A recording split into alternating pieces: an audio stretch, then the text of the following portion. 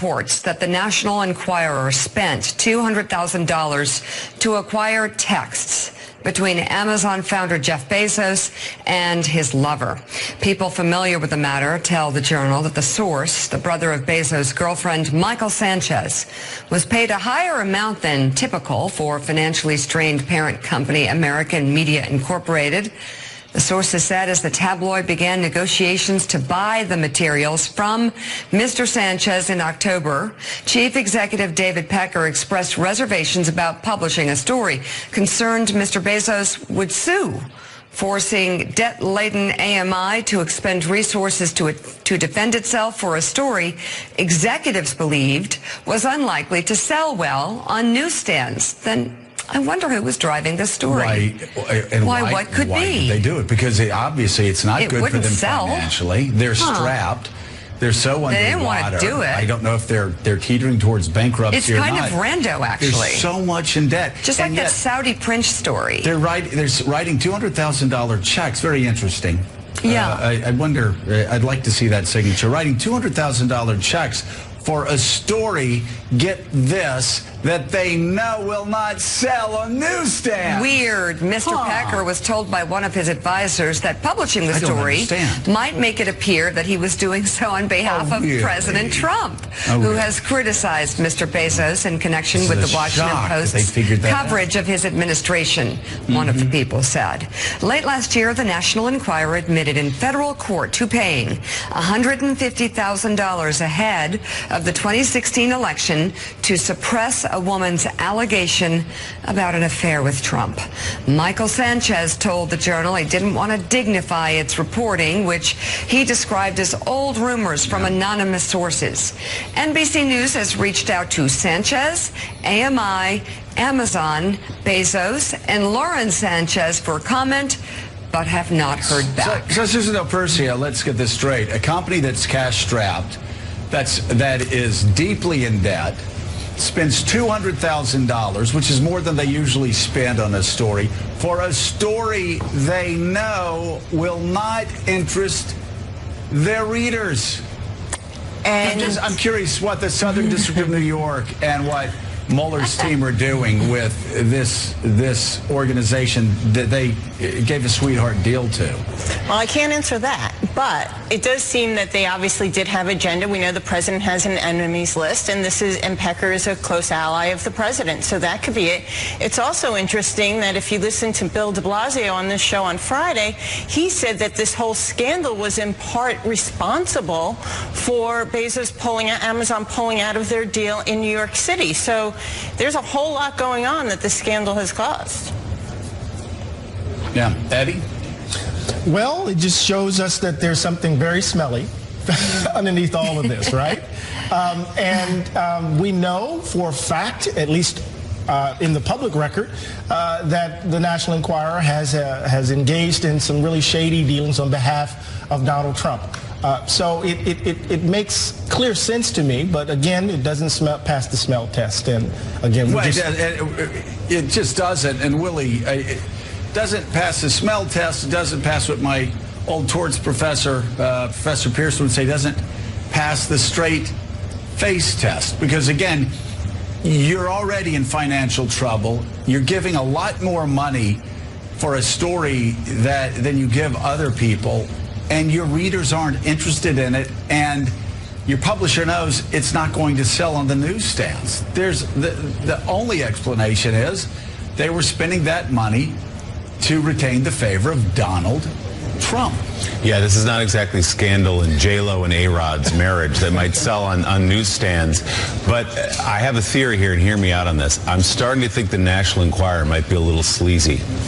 I don't know. I don't know. See what you think about that. So we know that. We can put that to the side. So the interesting question, as you point out, is where did the $200,000 come in that question as we speak? Okay, still ahead on Morning Joe, former U.S. Attorney for the Southern District of New York, Preet Bharara, out today, and the White House not happy. We'll be right back.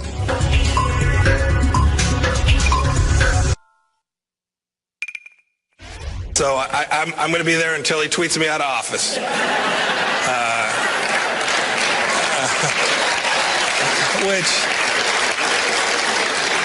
which I'm not counting on, at least today. All right, Secretary of State Mike Pompeo acknowledging the reality of serving in the Trump administration. And maybe that was his way, Joe, of sort of saying, yeah, I understand. I'm in this thing and it's crazy, with a wink to everybody. Maybe so. I might get tweeted out. How crazy. Welcome back to Morning Joe. It's Tuesday, March 19th. Still with us, we have Republican strategist and MSNBC political analyst Susan Del Percio, professor at Princeton University, columnist for Time Magazine, and author of the book Democracy in Black, Eddie Glaude Jr. And joining the conversation, White House reporter for the Associated Press, Jonathan Lemire, and national political correspondent for NBC News and MSNBC, and author of The Red and the Blue, The Rage, Steve Kornacki.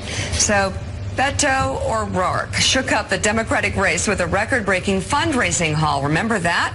But in the morning consult tracking poll conducted half before he entered the race and half after, Beto did not catch much of a bounce. Former Vice President Joe Biden remains atop the field at 35%, with Bernie Sanders at 27%, Kamala Harris and O'Rourke receiving 8% each, with Elizabeth Warren at 7%. Joe, tell me about those numbers.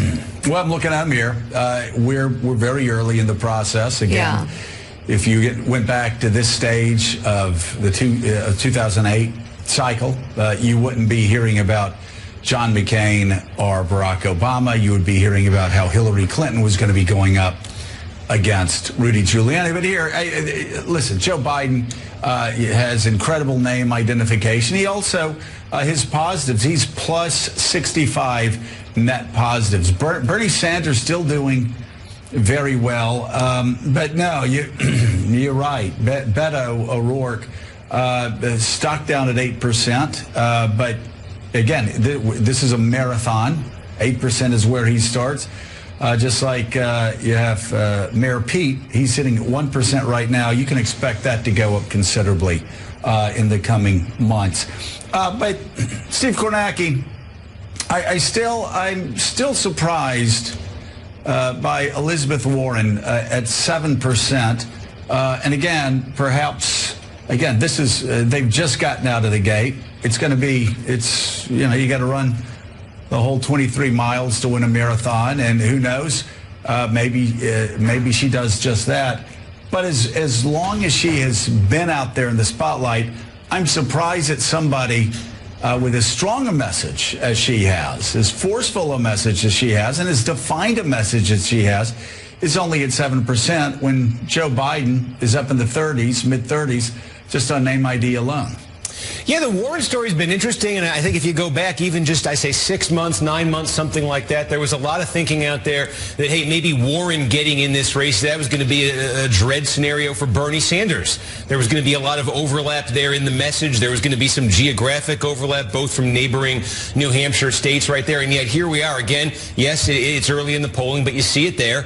Sanders has strongly established himself in the early going in second place. Warren running back there single digits nationally. Also, I think very interesting to me, and you take the New Hampshire polling early. She shares a big part of southern New Hampshire with that Boston media market. She's buried in the pack in the polling you take in New Hampshire. I think some of the reporting you're getting, some of the suggestions you're seeing in the polling is there might be a concern among Democratic voters about the question of electability with Elizabeth Warren, of the idea that, hey, maybe we do like her, maybe we do like her message, but is she somebody who can go toe-to-toe with Donald Trump and win? And maybe that the whole fiasco with that DNA test fed into that. Maybe that, fair or not, maybe that told some Democratic voters that, hey, is this what we want to have going up against Donald Trump? And there may be some doubt. What is that based on, though? Because you could say the same thing about Bernie Sanders. You could find something in each of these candidates that Donald Trump is going to home in on and attack. And if it's her heritage, in the case of Elizabeth Warren, what is it about her that makes her different in terms of electability with some of these other candidates? I would say that the thought would be, if this is what's happened, I think the thought would be that she made a decision not everyone else makes to really go after him preemptively. She went down there to Oklahoma. She cut the video. She made a big deal about, here it is. I'm going to I'm going to take it to Donald Trump on this. I'm going to put this issue to rest once and for all. and it pretty much ends with her apologizing to some Native American groups. That's a different trajectory than just sort of standing there and taking incoming from Trump. And I do wonder, again, you can look, I say New Hampshire, look at the polling in New Hampshire just last summer. You had Elizabeth Warren in double digits. You look at it now, she's not there. There has been some sort of a change with her that you haven't seen with other candidates in this early polling. That can all be changed, but right now, that's where it looks like. Yeah, Joe, and Joe Biden, we all believe, is going to get into this race. He's been flirting with it now for months and months, and he's close, we understand, to making a decision to get into the race. Up there at 35%. It's him and Bernie, really, when you look at the top, and then it just falls off the table to Kamala Harris at 8%. How do you think the race changes when the vice president actually gets into this race? Does he deflate a little bit? Well, yeah, I think so. I mean, we certainly saw that with Beto, even though his numbers didn't collapse. He's still around 8%, but it was one mistake after another for Beto. That's to be expected. This is his first time in presidential politics. He's going to learn over the next several months. So, again, judging him for the mistakes he's made, for apologizing for casting a shadow on a sidewalk or whatever he's apologized for. He's apologized for everything. He'll get, I'm thinking he's going to learn from that and learn that he doesn't have to apologize every time he hiccups and somebody with a blue check mark on Twitter is offended by him. With Joe Biden, we have something completely different. I'm just going to say this. I mean, if you applied sabermetrics, Jonathan Lemire, to American politics, nobody would be picking Joe Biden in the first 15 rounds of the draft. He ran in '88. He ran in 2008, 20 years apart. I've said it repeatedly on this show. I thought he ran a very good campaign in 2008. I thought he won just about every debate, along with Chris Dodd.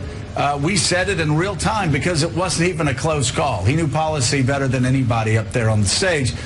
And he was very likable, very engaging, and just not so sure if you look at his track record that you're thinking he's going to be sitting at 35% a month or two after he gets into this race. What do you think? And what, more importantly, does the Trump administration think? What does Donald Trump think about this guy? Well, I think you're right about Biden, that a lot of Democrats right now have this sort of rosy view of Uncle Joe. They think of him very fondly of his 8 years as the vice president, and that could change once he's out there every day as a candidate again. As you said, I mean, he barely got 1% in one of those Iowa caucus performances from his previous runs, which is something the president is very fond of pointing out. I believe his nickname for Joe is 1%. Biden does cut into, though, a key part of the electorate that the president is banking on for his reelection, which is sort of that working class Midwestern vote, the Ohio, Pennsylvania, Michigan, Wisconsin, that corridor where Biden is believed to be popular. But Biden is going to get, a reassessment here once he's out there as a candidate again. He is not nearly as to the left as a lot of his fellow candidates. And he's going to have questions about the Anita Hill hearings. He's going to have questions about the crime bill. He's going to have questions about where he stood on health care initially. There's going to be a lot of things where he is going to seem a little out of step with some of the energy on the party. Now, he comes in obviously with a huge name recognition. He will have to go out there and raise money. And that's something we could say about Beto O'Rourke, is that there are lots of questions about that candidacy right now. He's got to fill in a lot of blanks. But raising so much money early on sort of buys you time to do that. Like, he's going to be a fundraising juggernaut. He's going to be a player in this, at least for a while. And circling back to Elizabeth Warren, who is a candidate, by the way, the president and his team are salivating to run against. They feel like that she is, they can make that contrast better than anyone. But she's having some fundraising struggles, which is also a reason why there's this perception that she's slow out of the gate. Yeah, and Willie, again, that's surprising that somebody that has a message that she has is having fundraising problems. But you go back to Joe Biden. I mean, we love Joe, always have. We had a rule in the show when he was vice president that you weren't allowed to criticize Joe Biden on our show. Of course, said only partially in jest. But I've got the feeling that if he gets to the general election, he would beat Donald Trump one-on-one. He would just sweep through the upper Midwest industrial states, and it wouldn't be close in Wisconsin, Michigan, Pennsylvania. But the question is, does he get there? How many self-inflicted wounds does he put on himself during the course of the campaign? It's not easy to forget some of the self-inflicted wounds that he inflicted upon himself in the 2008 race. And again, that was 12 years ago. Well, as an objective matter, he talks a lot. And when you talk a lot, sometimes you're going to say things, as Joe Biden has done over the years, that will draw scrutiny. But I think the question a lot of people ask themselves is, do we want to go back and get a little taste of the Obama years? That's how they cling to that and pull some of it out in Joe Biden. And then they talk about electability. A guy from Scranton, Pennsylvania, taking back exactly the states that Donald Trump won by slim margins to become president, through Pennsylvania all the way through Michigan and Wisconsin and the rest of it. There's also some reporting from CNN that he's been meeting with Stacey Abrams, who of course ran for governor in Georgia. This is CNN's report that they may have discussed the possibility of setting up a ticket as he gets into the race. In other words, she would be his vice presidential candidate, which would be an interesting dynamic as well. What do you make of that idea, Eddie, of the two of them getting together out of the gate, saying, here we are, I'm Joe Biden. I might be a little older. I might be from Washington, but here's one of the fresh faces of the party. That would be a really fascinating move, and I think it would present an interesting challenge to other candidates in the primary, and it would certainly, I think, raise the eyebrow of the African American voters and activists, and some of the progressives on the others in the party. One of the things about Joe Biden is that we're still in a change cycle, and the question is, can a guy who's from the past actually move us forward? And plus, I think Joe Biden will have to give an account of his positions over time. Right? I think it's important for us to understand that people change, but people have to give an account of how they changed and why they've changed, right? And so he's going to have to make that argument and make it compellingly. I think also with regards to Elizabeth Warren, there has to be the question, we have to ask the question, is how is gender working here, right? In terms of the way in which Biden and Sanders are taking off, and we look at what's happening with Kamala Harris. She's at 8%, Elizabeth Warren's at 7%, Amy Klobuchar is at 2%, right? We have to begin to ask the question, how is gender working, even though we know that we're in the midst of this extraordinary moment? And then I want to say this lastly. There's a question that we have to ask ourselves. Everyone is saying that if a centrist is elected, they are saying, will the progressives back the centrist? If a centrist is nominated by the party, the progressives, they must back the centrist in order to defeat Donald Trump. The question I've been asking myself is the actual reverse. If a progressive is nominated, will the centrist back the progressive? And it seems to me that has to play itself out. It will play itself out in the nature of the primary debates. Well, we saw that with Stacey Abrams and Gillum in Florida. They elected the more progressive out of the Democratic in the primary, and they went on to coming very close to winning their races. But I think one thing that's important is that we have to look at where the growth is with these candidates. I mean, you look at Biden and Bernie Sanders; they're in the high 80s of recognizable. They don't. People have opinions of them. Even Elizabeth Warren is in the 70s when you combine their favorable, unfavorable, who knows them.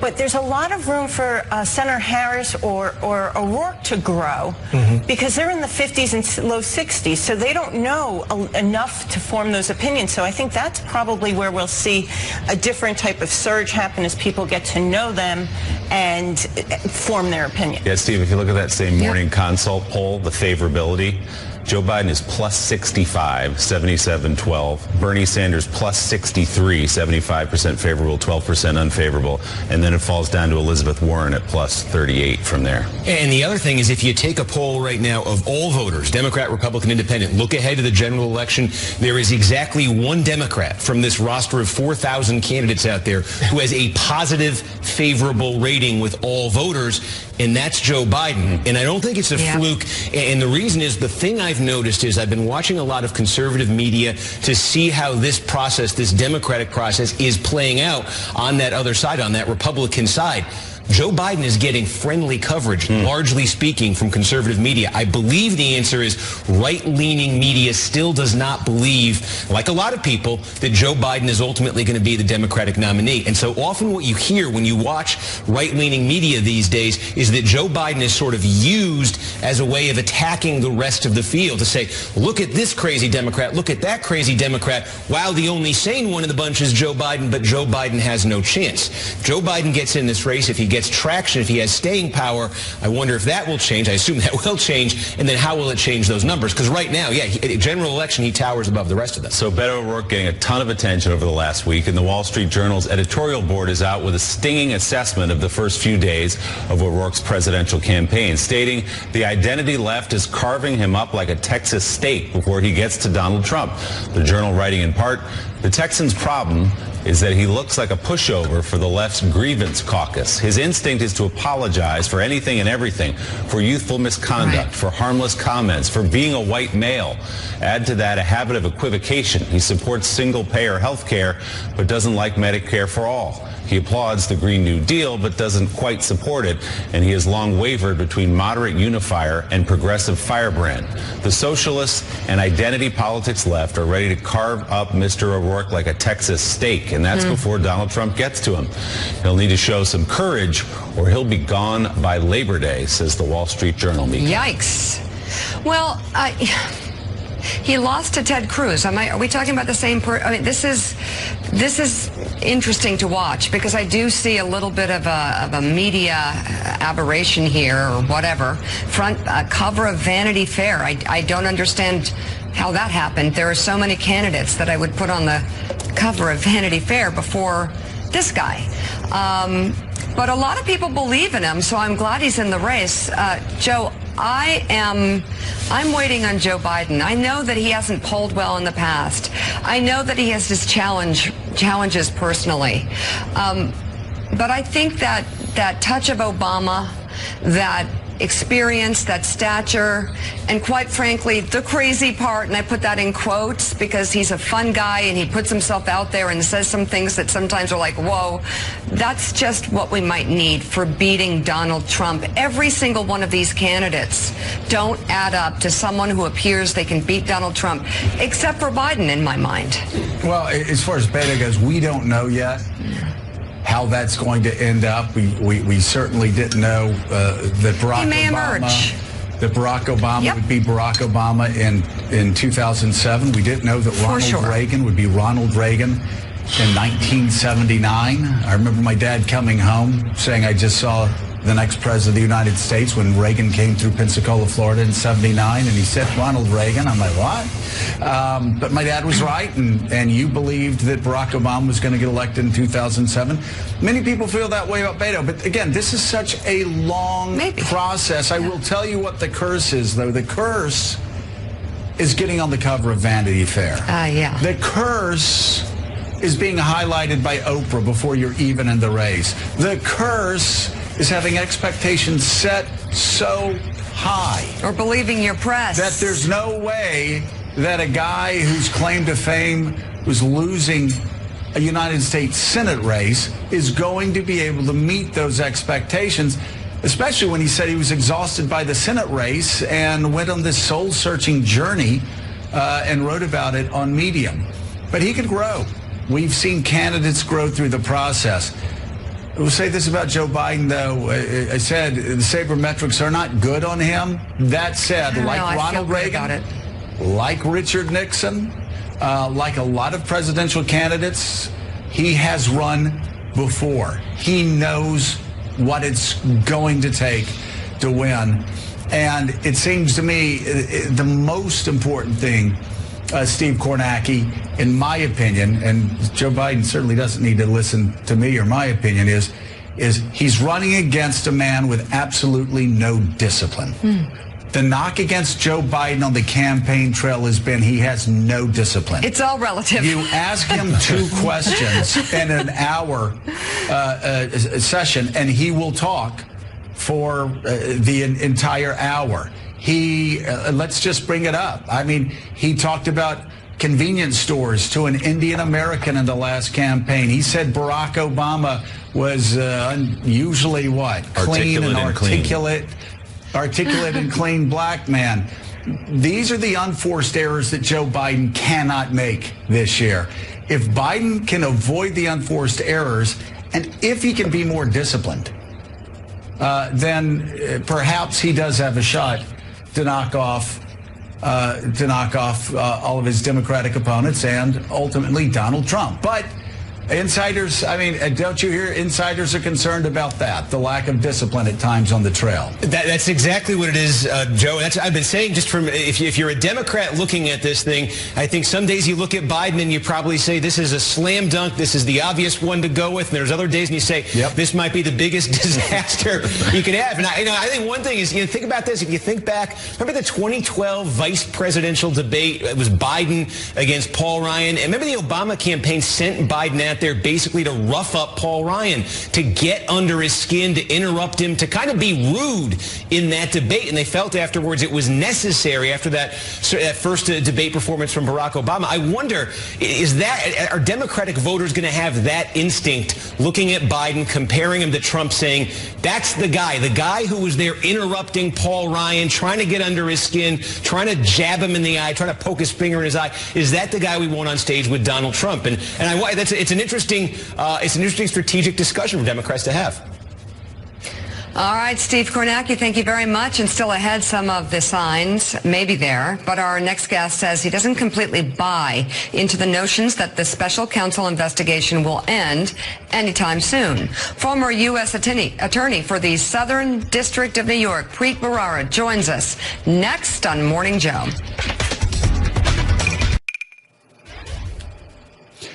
Amid reports that the special counsel Robert Mueller's report's going to be ready soon, last week capped one of the investigation's most eventful yet, with the sentencing of Paul Manafort along with new charges from the Southern District of New York, a trial date set for Roger Stone, and news that former Trump aide Rick Gates is still cooperating in multiple investigations. Let's bring in now former United States attorney for the Southern District of New York, Preet Bharara. He was, of course, fired by President Trump after refusing to resign from his position. He's out today with a new book entitled Doing Justice, a Prosecutor's Thoughts on Crime, Punishment, and the Rule of Law. Preet, thanks so much for being with us. Let me start with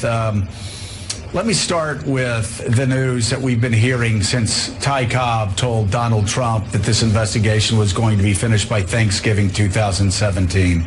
The reports are endless that Robert Mueller is just crossing the T's and dotting the I's, and this investigation is coming to an end imminently. We have heard it now for over a year. Are you skeptical? I am, but I got to say, I don't know what the truth is. Lots and lots of people who've sat around this table and many other tables, including kitchen tables around the country, have been proven wrong when they predicted something that Robert Mueller was or was not going to do. I think on balance, it seems odd that he would be wrapping up imminently, like a lot of media outlets have been reporting over the last number of weeks. And 2 or 3 weeks ago, everyone I knew thought it was happening like that day. And it didn't happen. And part of the reason may be that the folks who were flapping their lips are people who are associated with the president or the president's lawyers who have a deep interest in this wrapping up soon. And there are some legitimate signs. Andrew Weissman, who's the top deputy to Special Counsel Mueller, said he was stepping down and coming to where I work part of the time at NYU Law School. That's an interesting sign. But sometimes people do leave organizations and agencies, and it doesn't mean that everything is coming to a screeching halt. And as you pointed out just a second ago, Rick Gates, who's an important figure in all this, has been labeled as someone cooperating in a document sent to court, not in one, not in two, but in multiple investigations. That doesn't sound like it's wrapping up. But of course, in 3 hours, I could be proven totally wrong. So I want to hedge just a little bit. Right, but they asked the court for an additional 6 months and were provided an additional 6 months to figure out exactly what's going on with the Gates. Yeah, I think it was 60 days, but they did extend the grand jury back in January for 6 months. Okay. Yeah, look, okay. Yeah. One theory that is possibly correct is that the investigative work is dying down and they're almost at a close, and maybe they just have to wrap some things up with Rick Gates, and maybe the other investigations that Rick Gates is cooperating on are being handled ultimately by some other office, like the D.C. U.S. Attorney's Office or Maine Justice, and that explains it. But, as far as I can tell, it's all speculation, and there's not a lot of hard evidence of either of those things. One final question from me, and then I'll pass it to Willie. Given what you know about Donald Trump Jr., his testimony before Congress, would you bring charges of perjury against Donald Trump Jr.? I haven't seen all the evidence as a former prosecutor. I don't like to second-guess decisions and anticipate necessarily. I don't know enough about what his intent was. I don't know enough about comparing the facts with the actual, particular words that he gave when he was testifying. But I do think that based on his testimony and some other things that Donald Trump Jr. is in jeopardy. And then I think we're all in jeopardy because if something would befall in a criminal sense Donald Trump Jr., I don't know what his father is capable of. So, Preet, there's so much over the last couple of years flying around this president. You've got the special counsel's investigation. You've got investigations in the House and the Senate. You've got the Southern District of New York. You've got Paul Manafort being sentenced in D.C. and Virginia. It's a lot to sift through, so we're lucky to have your legal mind here. People who have lives and kids and jobs, how should they be thinking about all these investigations? What is important right now and what may be important later? You're right. It's hard even for someone like me who used to run the SDNY, which I write about a lot in the book, to figure it all out. I think one thing that people should keep in mind is they need to just sort of be a little patient. Every time there's a development and a report of an issuance of one subpoena or someone seen walking out of a building where they might have given some testimony and they immediately jump to the conclusion someone's going to get arrested, or someone's in trouble, or someone has flipped. All those storylines end up being often false. I know it's hard because it's a big deal and the stakes are high, but I think, part of what needs to happen generally is people need to sort of take a deep breath, be calm and rational about things, not substitute their political judgment and their political preference that Donald Trump be removed from office for evidence and facts and judgment. I know a lot of people want him gone, but it may not be the case that Robert Mueller is going to deliver that. And, the law is the law, and I think part of the reason I wrote the book is that we've gone very far away from thinking about truth and justice and evidence and expertise, and everyone leaps to conclusions and decides, I don't like this guy, or I don't like Hillary Clinton, lock him up, lock her up. And that's a deviation from how we've done it before, and I think it puts us in a bad position. So let's talk specifically then about the Southern District of New York, where you were U.S. Attorney for so long, and you write about it a lot in the book. What is the legal peril for President Trump, specifically with the Southern District of New York?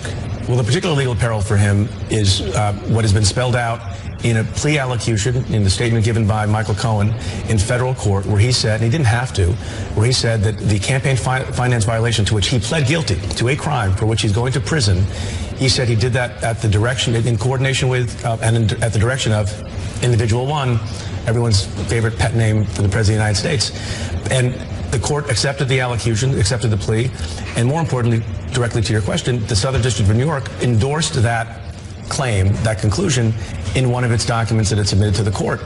That says to me, given that I know the folks who did all this, I actually hired them, and they're all great, honorable, and hardworking people, that they believe that Donald Trump was involved in that crime, which takes us dangerously close to the conclusion that if Donald Trump were not the President of the United States, not 100%, because there might be gaps in evidence, but it takes you very dangerously close to the conclusion that if Donald Trump were not the President of the United States, he would be under indictment. But so that's a principal legal peril. And then there are other investigations that you hear about in the paper relating to the Inauguration Committee and the Trump Organization. And given what we know about how the foundation has been run, and the New York Attorney General's office has brought a claim about that, if it's as sloppy as everything else, I think there's legal peril, yes. So you agree the president cannot be indicted while he's in office? And if you do agree with that, do you believe he could be in trouble when he leaves office eventually? Well, I believe that the Department of Justice policy is very clear, and you can have a constitutional argument about whether or not that's a good policy, whether or not it derives from the Constitution, whether or not it's smart. But the fact is, I will tell you, that Robert Mueller is going to feel himself bound by that practice and policy. And the Southern District, and I would have felt myself, as much as it might upset people, bound by that practice and policy. But once you're not president, then anything can happen. What's the statute of limitations on any of those things? It depends on which thing you're talking about. For a lot of the things that are probably in play, 5 years. So you were just talking about Donald Trump Jr., and among other things you said that it baked into the cake is, quote, I don't know what his father is capable of, unquote. In terms of Bob Mueller, the assault on the reputation of the special counsel, Mr. Mueller, are you surprised that it hasn't had more of an impact? I mean, he has been under constant assault from day one. Well, Bob Mueller is a pretty special guy. You and I were talking about this before we came on set. Yeah. And I've known him for a while, not as long as you. And I always say about Bob Mueller, you don't put him on a pedestal. He's not a deity. But, boy, of all the people in the country who you could have put in that partisan basis, Republicans and Democrats, did something astonishing. They, on a unanimous basis, extended the law 2 years for that one guy. And the fact that he can be swift-voted, in a sense, by people like Donald Trump and his lackeys, who have, before this presidency, had nothing but reverence and respect for Bob Mueller, tells you something about how far we've fallen. And I think Bob Mueller is a special person insofar as, and taunts, and it probably serves him well. Preet, stay with us. We're going to take a quick break, come back and talk more about your book, Doing Justice. We'll be back in 3 minutes.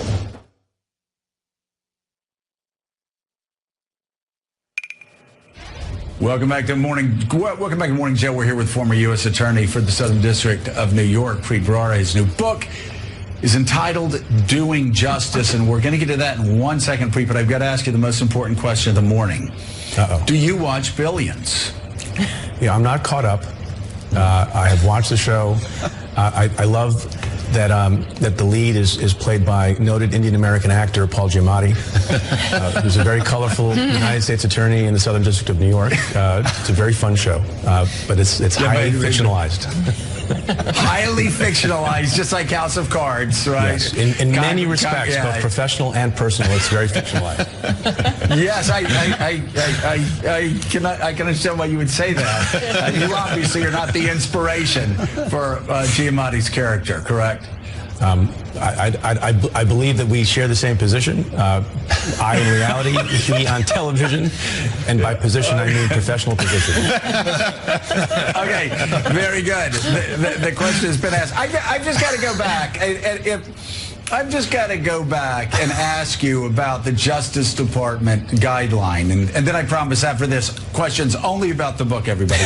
But I think you and I would, if our constitutional law professor had asked us in class about what we thought about a president not being able to be indicted while he's a sitting president, and that if he got reelected, some of those guidelines, some of those statutes of limitations would run. And so by being reelected, you would escape justice. We could be twisted around to the point when you know where it ends. Well, what if a president shoots somebody on Fifth Avenue and he has a Congress that won't impeach him? Do those guidelines allow a president to get away with murder? Yeah, look, I don't disagree that there's a very good argument that the Constitution does not preclude a sitting president from being prosecuted, indicted, and convicted. I think that's open for debate. I think probably the better argument, I'm with you, also depending on the seriousness of the crime. It seems unbelievable, and I always put in this caveat when I'm talking about Bob Mueller and whether or not he would indict a sitting president. I think if he has proof beyond a reasonable doubt of a campaign finance violation or some form of obstruction, would he rip the country apart on the basis of a charge that would have to rely on flouting a Department of Justice policy? I don't think so. If, on the other hand, hypothetically, if there was evidence beyond a reasonable doubt that the President of the United States had in fact shot someone in cold blood on Fifth Avenue, I think he might indict. And so there comes a point when you have a degree of seriousness and a degree of proof with respect to even a sitting president that a policy that may not be wise needs to fall. I just don't think we're there. On a follow-up on the idea of the Department of Justice guidelines, if this is indeed the end game of the Mueller investigation, we don't know that it is, what he received from the president was written responses to written questions. There was no other interview. Are you surprised that he would settle for that he wouldn't take extra steps to try to get more from the president rather than what we assume were highly lawyered answers to a handful of written questions? Yeah, I think any prosecutor, including the special counsel, who's the best among us, would want direct testimony where you can ask follow-up questions and you could get behind the lawyered answers, as you call them, but you take what you can get. And sometimes there's a posture that causes a person not to want to come in, not to want to talk, and to try to compel testimony seems odd because he's a subject and potentially a target. On top of which, you could sort of muck that up for a long period of time and have to go to court. And I think whether or not Bob Mueller is on the cusp of being finished, I think he wants to be finished at the earliest possible moment. I don't think he needs this in his life for a number of years going forward, both for personal and professional reasons. And so if it was going to be a hard-fought court battle to get answers from the president for months or years, he probably thought it wasn't worth it. So the Southern District is now under a spotlight like never before, but it's always been one of the highest profile attorneys, U.S. Attorney's Office in the country. What did you find your most challenging moments in managing that office? Because you were under press scrutiny, but when you go into your book, like, what do you feel like Doing Justice has really turned out to be all about? Yeah, so as I say in the book, I talk about the Southern District of New York, which I think is a very special place where I worked. And I tell stories about a lot of people. You know, people knew my name because my name was on all the indictments, and, you know, I announced cases, and people knew who the leader of the office was. But I think more special than that are all the unsung heroes, investigators, and others who did the hard work every day, who tried to keep people safe, who tried to hold people accountable in a way that was honorable. And we had this phrase that I inherited when I was in the office, this sort of mission statement, which was, your job is one thing, to do the right thing in the right way for the right reasons every day. Just that, no matter what. And I heard that when I was a line prosecutor, when I was young. I told that to the prosecutors in my office. My successor, I'm certain, is telling that to the line prosecutors there. So the challenge is to make sure that you don't you don't feel let down by the fact that you're dealing with the worst of humanity every day. You're dealing with people who rob, who steal, who kill, who want to terrorize Americans.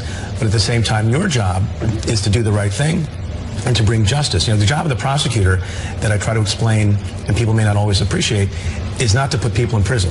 That is not the job. That is an incidental effect of what the job really is, which is to do justice. And I think at a time that we're in now, where people are talking about truth not being truth and alternative facts, we need to take a step back and think about what justice means, how it's accomplished, how good people can be fair-minded, how you don't have bias, and that's what that book is about. In the book, you address sentencing, and it's one of the great misnomers in the American justice system, and it goes in waves, as we all know. In the early 90s, there were sentencing reforms, state and federal. We now have mandatory minimums in some jurisdictions. What can we do to even out the sentencing disparities that are inherent in the justice system? I think it's good to talk about them. I think it's good to analyze court decisions. I think, sometimes on some things, with respect to mandatory minimums, Congress should act. Not that long ago, people thought you could never, make more equal and more fair the sentencing disparities between crack and powder cocaine. That was accomplished. It's not equal yet, but that was able to be done. There's this inherent tension between wanting uniformity and consistency in sentencing around the country. So if you're arrested in Oregon or you're arrested in New York, you should face the same sentence if you're similarly situated. On the other hand, you also have this really important principle of justice that I also talk about in the book, of individualized justice. You look at the particular person, what they have done, what the other circumstances are, and those two things are in tension, and they're kind of hard to resolve, which is why it's a very, very tough thing to, I think, do perfect sentencing. And criminal justice reform is one of the rare places where the White House and Democrats in Congress have gotten together during these first couple of years. The book is Doing Justice, a prosecutor's thoughts on crime, punishment, and the rule of law. Preet Bharara, who reminds us that Paul Giamatti's account is highly fictionalized, particularly those personal peccadillos. Yes. And Thanks, Willie, for making that clear. Yes. Various members of my family appreciate that. It's an important distinction to make. Thanks so much, Preet. Still ahead on Morning Joe, we'll be joined by New York Times investigative journalist Vicky Ward. She's out with a new book about Jared Kushner and Ivanka Trump and their unprecedented and what she calls dangerous rise to power in the White House. That's next on Morning Joe.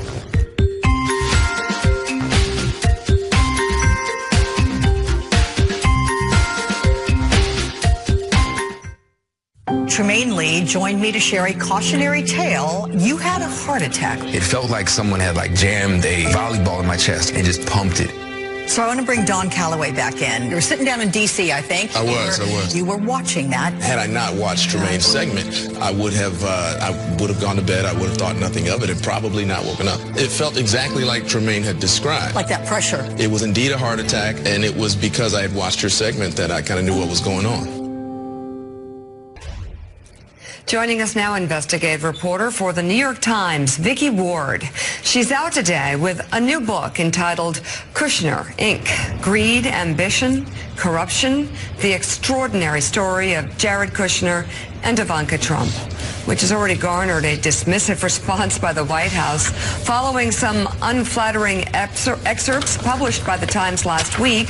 White House Press Secretary Sarah Sanders writes, quote, "It's sad but not surprising the media would spend time promoting a book based on shady anonymous sources and false information instead of all the incredible work Jared and Ivanka are doing for the country. The author on her own website listed this book in the category of fiction until recently changing it.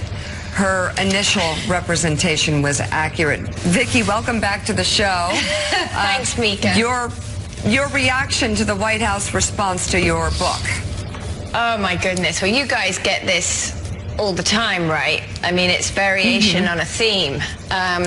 You know, I'm just amazed that Sarah Sanders had the time to be looking at my website 2 months ago when it was hacked, which is why there was a mistake. Yeah.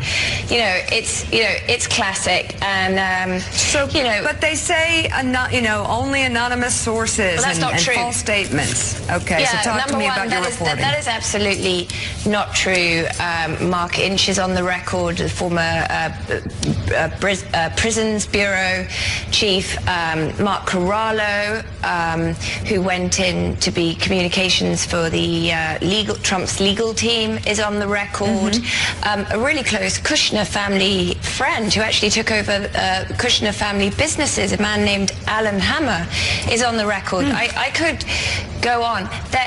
As you know, Mika, when you're a reporter on this White House, the three people, the family business now running it, Jared, Ivanka, and the president, are extremely punitive, and every book about this administration has really been based on anonymous sources. The only way to kind of get around that is to make sure that every scene is supported by multiple sources, so you're not just relying on one person's account.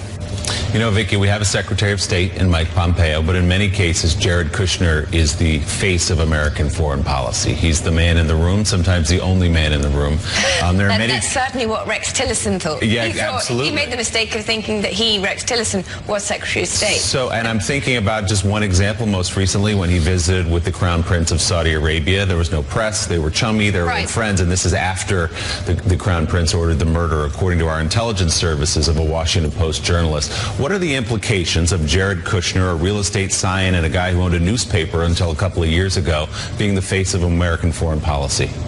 Well, it's horrific. I mean, Rex Tillerson found Jared Kushner irritating for the first 6 months of the administration, just because Jared, interfered and cut Tillerson out, particularly of the Middle East, where Jared, the Middle East, the Saudis were dangling lots of money, both for Jared's peace plan and if you read the book, Jared had this financial vulnerability with the trophy building in New York he desperately needed foreign financing for. So this is why he pushes for Trump to make the United States' first official visit abroad, not to a country with shared democratic values, but to the Kingdom of Saudi Arabia with this lovely MBS as the Crown Prince. And that summit was all about cooperation in the region. Days after it, Tillerson and Jim Mattis, then the Defense Secretary, were horrified when they heard out of the blue that the Saudis were basically, and 3 other Middle Eastern countries, were blockading Qatar, where there is an American airbase. This is our security at risk. And they had no knowledge of it. Why? Because Jared Kushner was in charge of managing the relationship with MBS. One of the great Washington cliches of the Trump administration is the idea of Jared and Ivanka being moderating influences on the president. That things would be, quote, that much worse if they weren't there. And then we often get the stories after a hardline policy is implemented. Well, it would, the story comes out that Jared and Ivanka registered their disapproval, or it could have been that they did what they could to influence the president and try to tone him down. So in your reporting, in your book, what did you actually find is the truth in terms of their influence on the president, particularly on some of the most, damaging and infamous moments of this presidency, including Charlottesville, the child separation at the border? Absolutely. Well, so I think the heart of the book is with Ivanka's absolutely shocking response to what her father said about Charlottesville. I mean, I was absolutely shocked when I learned that what she said to Gary Cohn was, no, my father never said that there were very fine people on both sides. You don't understand. But I think the other thing that's really interesting, she sold herself, as you say, as the moderating influence. She's given interviews. She said, well, I speak to my father candidly in private. Gary Cohn again said to Ivanka, over when we were the Paris Climate Accord, Gary Cohn was desperate to persuade Trump to stay. And he said to Ivanka, I'm running around bringing in all these business leaders. Could you just go and talk to your father candidly? And she said no. Let me ask you this question. Usually these sorts of books are often kind of thought of as gossipy books. I know, and yes, I get that. But you seem to have a bigger purpose here. Why did you write this? What necessitates us knowing this about this couple now? It's thank you for asking me that question. I think these two people are particularly dangerous, perhaps more dangerous than the president, because the president is, for all his peccadillos, in plain sight. Other than obviously his tax returns and maybe a few other things. Jared and Ivanka are kind of in disguise, as we've talked about, and the damage, the danger and havoc they've played with the protocols that have been put in place in this government and our government for decades to keep us safe have now been undone thanks to particularly Jared's really dangerous freelancing, and it's going to take years to fix it. Really dangerous freelancing. That's one way of putting it. Vicky Ward, thank you so much. The book is Kushner, Inc., Greed, Ambition, Corruption, the extraordinary story of Jared Kushner and Ivanka Trump. It's available now. Thank you very much for coming on. Still ahead, Donald Trump's 2020 campaign manager goes after Kellyanne Conway's husband for questioning the president's mental health. We'll have his remarks, plus a member of the House Intelligence Committee who is still deciding if he's going to run for president. Congressman Eric Swalwell joins us on set. Morning Joe is coming right back. Across the world, good men and women still dream of starting life anew in America. People who bring energy and talent and faith in the future. Often they bring a special love of freedom because they have seen how life works without it. It helps to remember that America's immigrant history made us who we are. Amid all the complications of policy, may we never forget that immigration is a blessing and a strength. Former President George W. Bush speaking during a naturalization ceremony in Dallas yesterday. A rare appearance. I think it's quite fitting that he chose that one. Boy, what a good message, too. And again, it sounds an awful lot like Ronald Reagan's farewell message to America. Once again, talking about how America's strength, unlike any other country on the planet, America's strength for over 240 years. Exactly. It's come from immigrants from across the world. Well, good morning and welcome to Morning Joe. It's Tuesday, March 19th. Along with Joe, Willie, and me, we have veteran columnist and MSNBC contributor Mike Barnicle, Republican strategist and MSNBC political analyst Susan Del Percio, professor at Princeton University and columnist for Time Magazine, the author of the book Democracy in Black, Eddie Glaude Jr., and co-founder and CEO of Axios, Jim Vandehei, here for the conversation. You know, Mika, watching George W. Bush, I've noticed the past few years, challenging years, have made a lot of us, including myself, appreciate George W. Bush and Barack Obama so much more. And I know other Republicans have talked about the example that Barack Obama set as a man, as a husband, as a father, real conservative. And it really does put into sharp relief how important character is in our presidency. Yeah, and the impact of immigration on our history, it's who we are. We keep forgetting that as this president takes us down this path. Well, I mean, we don't, but the collective we. He's trying to get this country to forget what its bearings are. Well, and Willie, it's not just a scene out of The Godfather 2, where you have immigrants coming to America. It's not like something that just happened in the 1800s or the early 1900s, waves of Italians or Irish. It's still happening. You go to Silicon Valley right now. My gosh, the technological engine of the world, and that has in effect been created by those who immigrated to America. They have changed the way we live. They have changed the way we think. They have changed everything.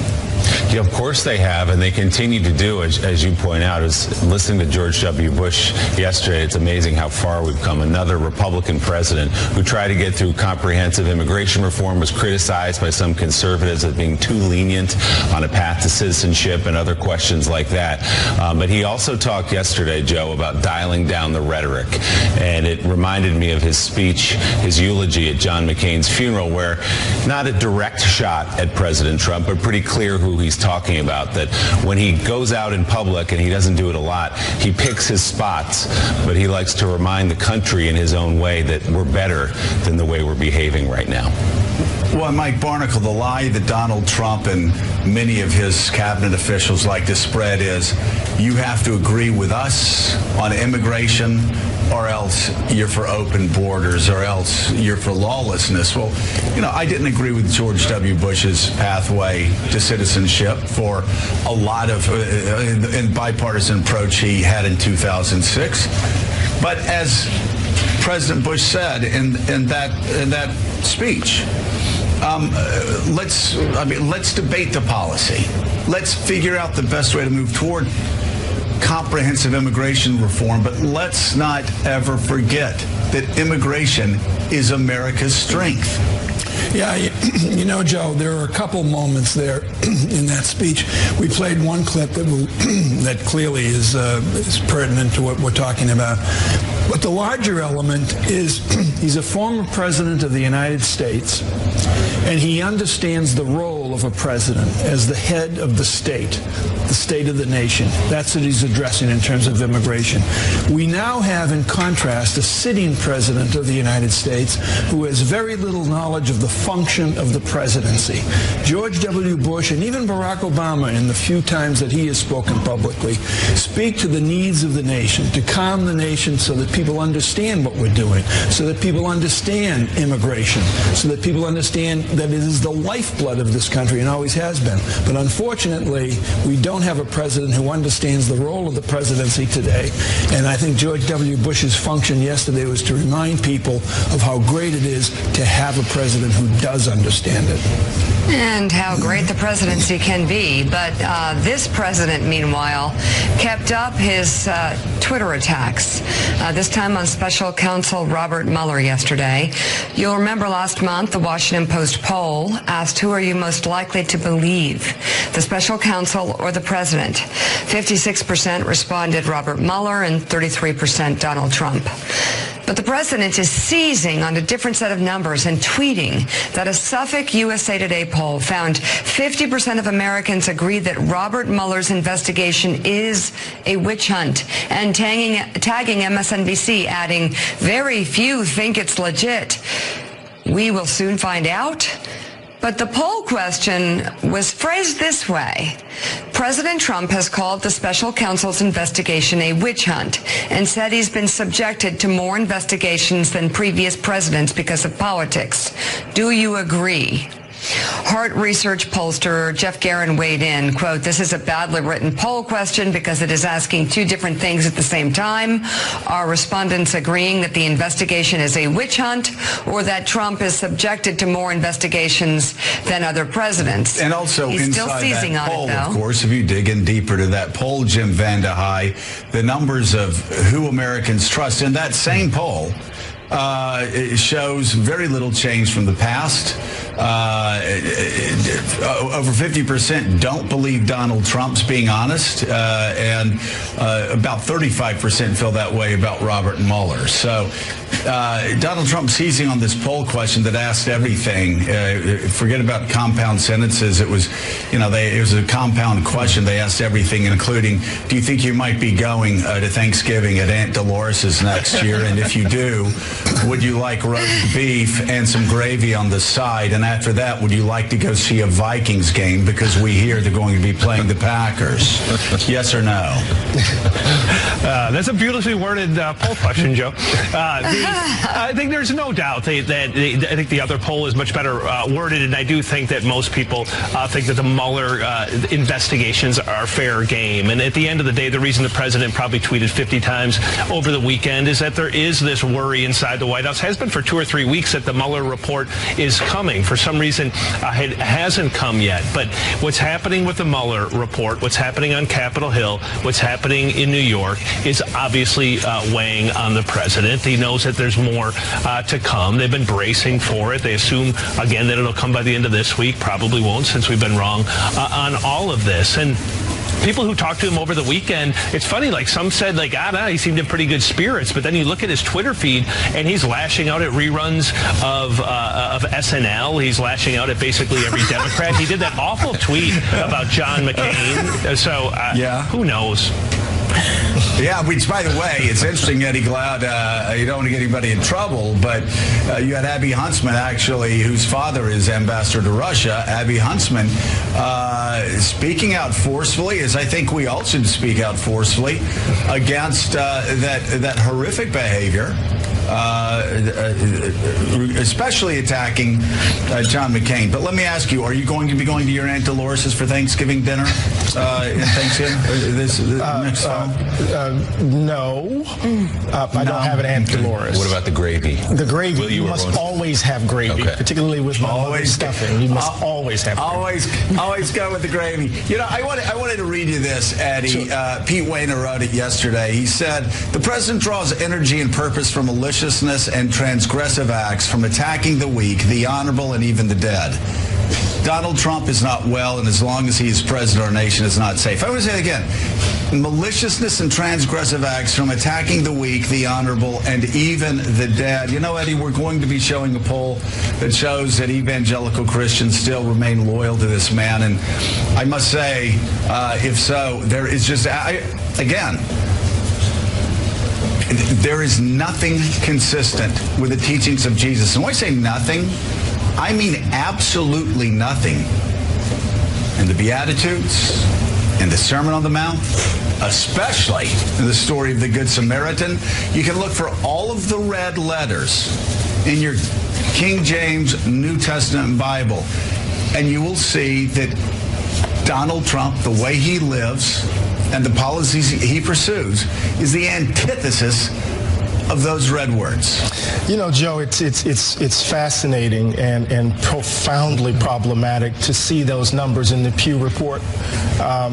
It reveals the Faustian bargain that many white evangelicals have made with regards to the Trump presidency, that they're willing to close their eyes to the teachings of Christ, that in order to in some ways support a president that they think will pursue their agenda with regards to judges, with regards to the moral questions that animate the religious right.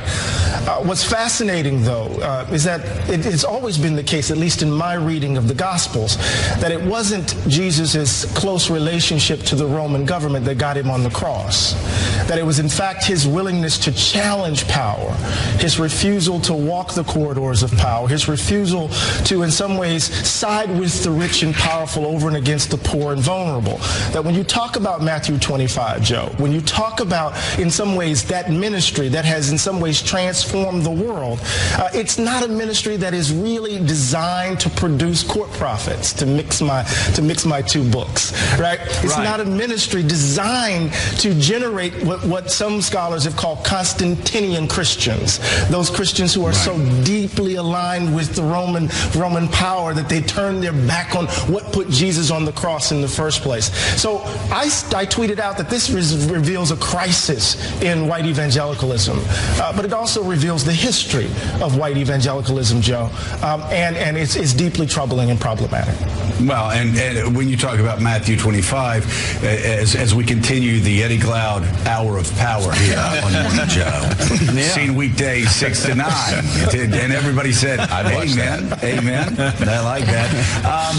You talk about Matthew 25. That's not like something that Jesus coughed and just threw that. That is the center, Mika, of what Jesus says. His disciples asked him, how do we get to heaven? How do we sit on the right hand of the Father?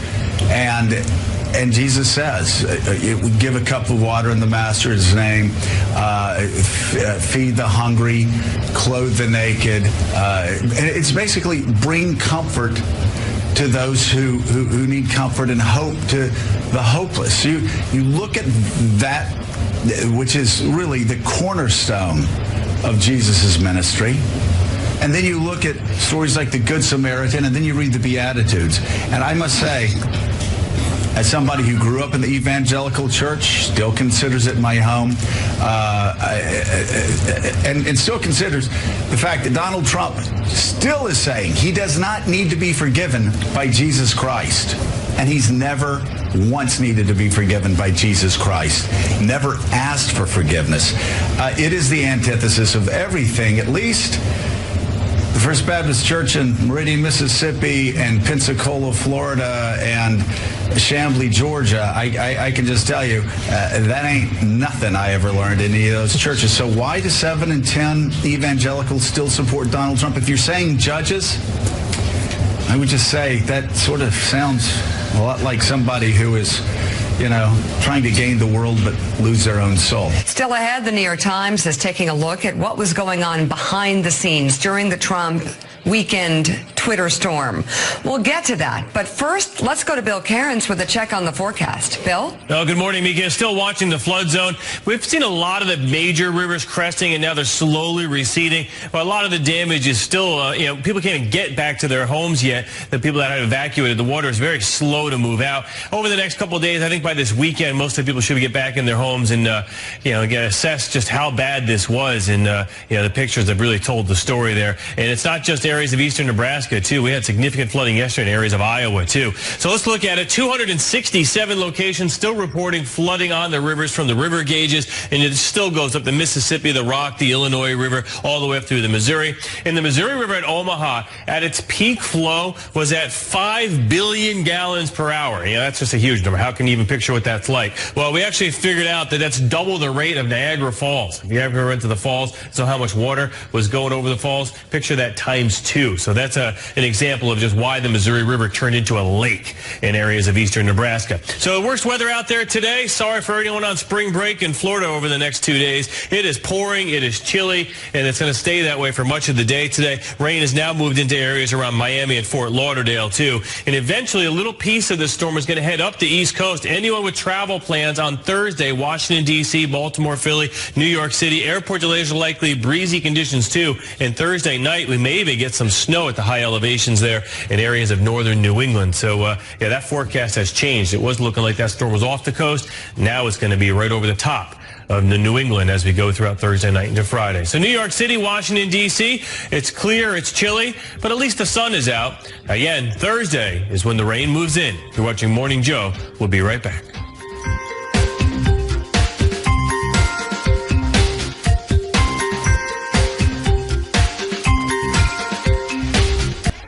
Kellyanne Conway is dismissing her husband, George Conway's concerns about President Trump's mental health.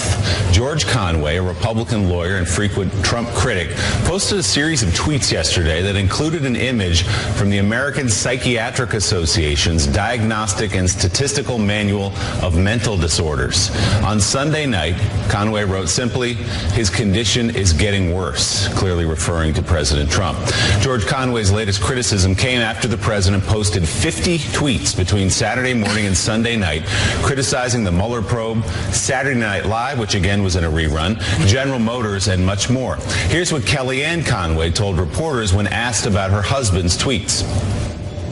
Kelly, if your husband has been tweeting his concerns about the president's mental fitness for office, are those concerns those concerns. And I have 4 kids, and I was getting down to the house this morning before I got here and talked to the president about substance. So I may not be up to speed on all of them. President Trump's 2020 campaign manager, Brad Parscale, also weighed in on Twitter, writing, "We all know that President Trump turned down Mr. Kellyanne Conway for a job he desperately wanted. He barely worked at the Justice Department, was either fired or quit, didn't want the scrutiny. Now he hurts his wife because he's jealous of her success. The president doesn't even know him." Again, that's the chair of the 2020 campaign, Joe. More intrigue at the breakfast table this morning for the Conways. That's a place you don't want to go. They always have the same. They always have the same comeback. Oh, they're just jealous. They're just jealous. And so people always say, "Oh, you're just jealous of Donald Trump Jr." Really, seriously? No. You're just jealous of when I was criticizing Marco Rubio or Sean Hannity. No, I don't. I'm kind of happy with the life I'm living right here. I don't need their lives at all. I don't want their lives at all. And in this case, George Conway, because he has character, would never want to work for Donald Trump for 1 second. In fact, he would be incapable of working for George Conway. So complicated. But Mike Barnicle, come on. As my grandma would say, this really takes the rag off the churn. And it does, because I bet Eddie's grandma said that too. This really takes the rag off the churn. And it does because this is the stuff that Kellyanne Conway tells. You know, this is what Kellyanne Conway tells George Conway at night. How do I know that?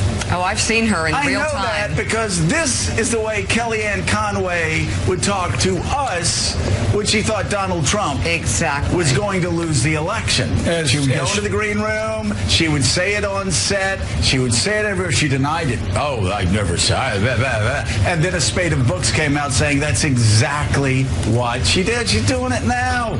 Joe, her husband's he's a stenographer for her. Joe, you clearly remember Election Day morning. Kellyanne Conway was with us on this program on the morning of Election Day. And after her appearance, I was walking out with her in a commercial break. I was trying to leave to go to LaGuardia, but that's another story. On Election Day. I'll be right back. And I said to her, I said, "Boy, I bet you're going to be glad when this is over, Kellyanne." And I said, "It's got to have been some experience." And she looked at me and she said, "Oh, Mike," she said, "this was just like spending a semester abroad," meaning with the Trump campaign. She thought they were going to lose.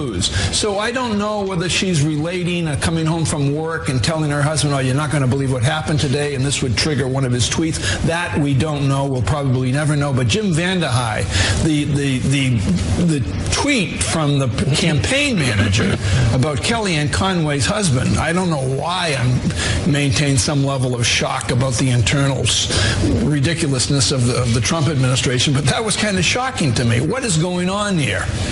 I mean, of all the subplots in this weird drama, the whole Kellyanne Conway thing is so bizarre. The fact that Pascal's even weighing in on it is bizarre. But in some ways, it's like everyone pay attention to the tweet, pay attention to the tweet, when what's really happening and what people should really be paying attention to on social media is what Trump is doing on Facebook, where once again, just like he did last time around, they're pouring all of their money into Facebook, all of their money into trying to persuade people when people aren't paying attention. 30% of people are getting their political coverage right now on Facebook, and Fox News is the #1 performing media site on Facebook. So again, just like last election, when people weren't paying attention to the Russians and people weren't paying attention to what Trump was doing, he's using the other social media platform that we spend less attention on, I think, to a much greater effect. He's already spent more than every single Democratic candidate combined. And this was the story of 2016. And the truth is, nothing's changed. All the things that you could do on Facebook, all the things that the Russians were doing on Facebook, a lot of that can still be done. It might be more scrutiny, might be a little tougher, but can still be done. And it's still the single greatest way to persuade people at scale for the lowest cost. And so when you're thinking about this campaign, pay attention not just to Twitter, but to Facebook and what happens on Google, because it's the combination of being able to exploit these platforms that allows people to move minds when the rest of us might be paying attention to TV or reading traditional sites. Coming up, our next guest says he's confident that the American people will see, quote, every word of the Mueller report. But what makes him so sure? Potential 2020 presidential candidate and Congressman Eric Swalwell is standing by, and he joins the conversation next on Morning Joe. Top Democrats from both the House and Senate are asking the FBI and the Director of National Intelligence to investigate a Florida entrepreneur's relationship with President Trump. In a letter dated Friday, Democrats from the Intelligence and Judiciary Committees called for an investigation into former spa owner Li Yang, citing credible allegations of potential human trafficking, as well as unlawful foreign lobbying, campaign finance, and other activities by Ms. Yang. Yang made headlines earlier this month after Mother Jones and other outlets reported that she was running a consulting business that offered to sell Chinese clients access to the president and his family at Mar-a-Lago. And you know, human trafficking was one of Ivanka Trump's signature issues.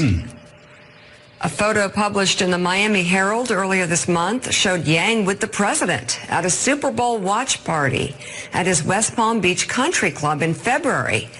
Yang also founded and later sold a chain of massage parlors that were recently raided in a prostitution and human trafficking sting that resulted in the arrest of New England Patriots owner Robert Kraft.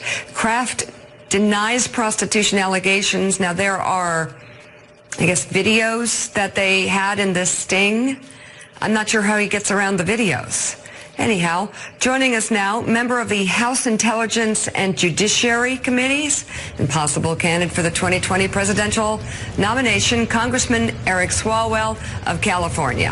Hey, Congressman, thanks so much for being with us today. We're going to get to all that in a minute. I wanted to start though with a fascinating clip I saw from Bill Maher's show this past week, where he was scolding the Democrats for refusing to have a presidential debate on Fox News. And he talked about the resistance and how the resistance goes behind enemy lines and how Republicans know this better than anybody, because he says Republicans will come on his show despite the fact that they know everybody in the audience will be rooting against them, except for their two staff members that they bring along.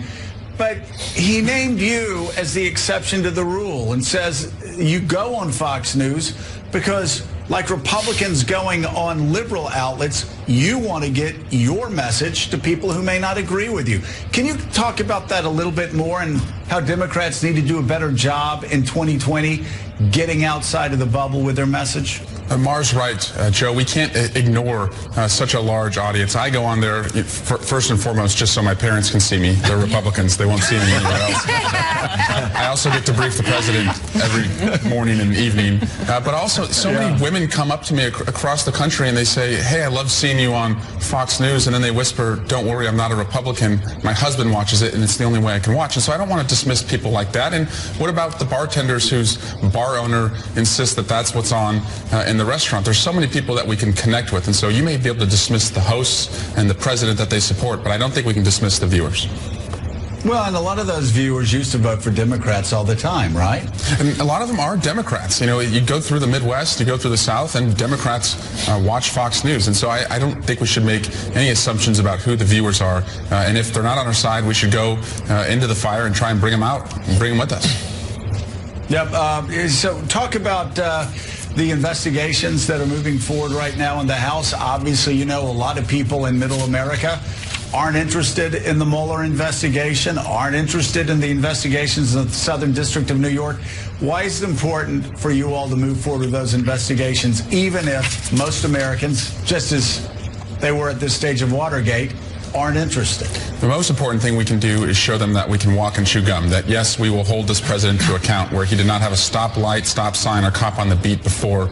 That now exists, but we're also passing background checks. We're updating the voting rights law. We're going to get a bill out on transportation and infrastructure to repair our country's needs. So as long as they know that we're doing that too, and I think Nancy Pelosi taking impeachment off the table for now and saying we're not going to lean in with that, that gives Republicans no excuse not to come to the table and work with us on those other issues like prescription drugs or addressing the future of work and how we can make sure people have careers they can count on. Congressman, you sit, of course, on the Intel Committee that had its problems under under Devin Nunes.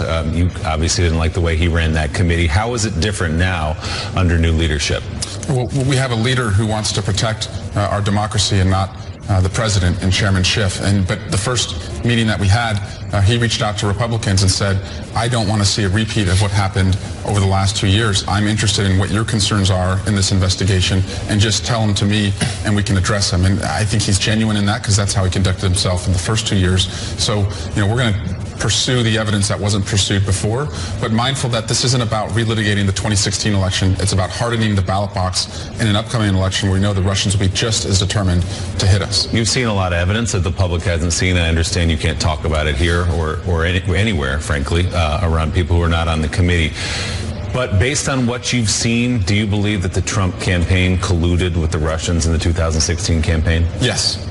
Do you believe the president himself colluded with the Russians? Yes. So the president knew the Russians were seeking to help him, and so he went out as a candidate, invited them to hack more, did not tell his family not to take any of these meetings, was told by Roger Stone that WikiLeaks, a Russian cutout, was also going to be putting out materials damaging to his opponent, and he went on the stage and said, I love WikiLeaks. So this is circumstantial evidence, which in a court of law can be treated the same as direct evidence. But yes, he colluded, and I don't think that's a hard answer to the question at all. So that's a little further, actually. Adam Schiff was here last week and has said there's no direct evidence that the President of the United States ordered these things. In other words, that he directly colluded, but it's all circumstantial. Do you believe the President directly colluded with the Russians? I believe there's circumstantial evidence that he colluded, that he knew that they were doing this, that his family was meeting with them, that these offers were being made, it was being passed to him, and then he would publicly go out there and encourage them to do it. And there's no, who could be so dumb they would invite the Russians to do it on a national stage, exception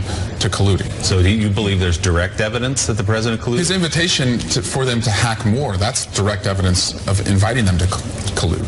That idea of collusion or conspiracy is obviously at the heart of what Robert Mueller has been investigating. And there's a difference between criminal collusion and just, did the guy do it or not, right? Right. We anticipate, everyone in Washington thinks that report is coming soon, whether that's days or weeks. There's a belief that, of course, it's going to be issued to the Department of Justice. There'll be some discretion as to what can be released there. There's a belief the White House is going to invoke executive privilege to try to keep some of it from being made public. What can the House Democrats do to ensure that the public learns what Robert Mueller discovered? Yeah. We will see that Mueller report. And I say that with confidence because for 2 years, we went to the streets, we went to the town squares, we marched on the ballot box. The American people gave us the power to see that report. So the president's now outnumbered. He has a Congress that just voted 420-0 that they want to see that report, and the law is on our side. So we have the legislative branch and we have the judicial branch that will back us up if he tries to block that report. And finally, just back to Willie's question about collusion, this president has been given an opportunity to sit down and say to special counsel under oath, I did not collude. He won't do that. I infer from that and the overwhelming evidence and the state of the evidence from others who say that he did know the Russians were doing that, that he does have something to hide. Southern District of New York, Michael Cohen pleaded guilty to a charge, basically unindicted co-conspirator, in a lot of ways, Donald Trump. Do you believe that the rule that the Department of Justice should not indict a sitting president should be in place for this, or are there different levels? If Robert Mueller found him guilty of collusion, what would it take for you to see an indictment on a sitting president? I don't think any person should be above the law. And what concerns me is that right now the president may escape criminal liability because he could win a re-election and the statute of limitations could run. So if the policy is that you can't indict a sitting president, which I don't agree with, we should rewrite the law that says that if a policy like that prevents you from getting indicted, the statute of limitations can continue to run so that once you're out of office, you could be indicted. So are you writing that law? Yeah, we're working on that. Yes, actually, that is in the works. But I do believe there are indictments waiting for this president. So shifting gears, a lot of folks are running for president. Yeah. There's rumor. Well, it's not a rumor. Are you running? I'm getting close. I'm going to make a decision by the end of the month. What's the source? Why the end of the month? Which is next week, I think. Well, I want to do it the right way and be ready. But the reason I would do it is because I have lived a life where I saw that hard work paid off for my parents so that I could be the first in my family to go to college. Today, I have 2 kids under 2. I'm paying off just under $100,000 in student loan debt. I know why people work hard. I know what they expect it to add up to. But when I look in different neighborhoods and different floors of different buildings, I see that promise of America not reaching all Americans. I believe I'm a generational candidate who can bring inventiveness and optimism to the to a city, a place that's very pessimistic. And I have experience. In the last 7 years, particularly the last few, on the Intelligence Committee, our democracy has been on the ropes. I know who our threats are from the outside. I know who is attacking the rule of law on the inside, and I will stand firmly and defend it. What's on the other side of that ledger? Why might you not run for president? Childcare. That's a big one. Yeah. Is there an app for that? Yeah. But it sounds to most people like you're leaning that way. And you've talked about Medicare for all. That's been a big issue. Yeah. Most of the candidates have gotten behind that idea. Yeah. Do you support Medicare for all? I support coverage for all, which would be a public option that would drive down the pressure on the private insurers. But I hope we don't miss the opportunity to do what I think we do best as a country. Find the unfindable, solve the unsolvable, and cure the incurable. I would take $1 trillion over 10 years, the $1 trillion tax cut that the president gave to the wealthiest Americans, $1 trillion over 10 years to invest in genomics, data therapies, data sharing, targeted therapies, so you can look every ALS, Alzheimer's, Parkinson's patient in the eye and say, we have given you the best shot in a lifetime to find a cure. So that can bring down the cost and extend life. Some candidates, as you know, have called for an end to private insurance. Do you agree with that? No. So there's a partnership there. There's a public-private healthcare system. I think people want to have choices, but a public option with support from the government for those who need it the most, I think will put pressure on the private insurers and drive down the cost. So you're not in the race yet, but as you know, the Oppo research has already begun. There's a photograph circulating. I believe it was the Mercury News who dug it up in your district. This is your high school yearbook photo. I guess my only question is, how dare you, sir? I don't think I'm going to be running. Feels disqualifying. That's it. Are those? I'm out. My next question: are those frosted tips? Those are frosted tips. It might be inspired by Iceman from Top Gun or Vanilla Ice. Very popular. I would go with Iceman if I were you on that one. All right, Congressman Eric Swalwell, come back and let us know when you decide to run, if you would. Thanks so much for being here. Coming up next, Beto O'Rourke, less than a week into his 2020 presidential campaign, already getting criticism from many sides. We'll talk to the head of one